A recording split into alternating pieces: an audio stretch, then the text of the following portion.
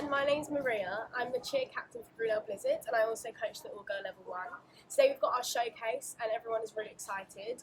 We've got our Level 1 team Frost, we've got our Co-ed Level 3 Hale, we've got our POM Games team and we've got our POM competition team Storm. We just want to have a really fun day and everyone enjoying themselves. It's our first time in front of a proper audience and it's going to be amazing. We've got so many other uni teams here as well today, so it's just going to be an overall good day.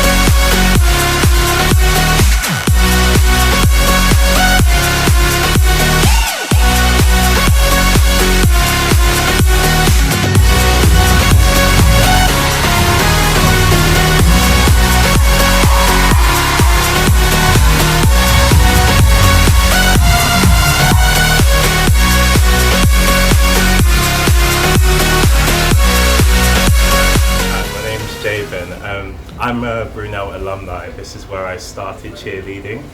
So I've come today to see the showcase because it's what got me into the sport. I'm now on an all-star team and also on Team England. So I've had a long journey and this is where it all started 5 years ago. So I'm really excited to see what the team's doing this time and I'm happy to help raise money for my old team.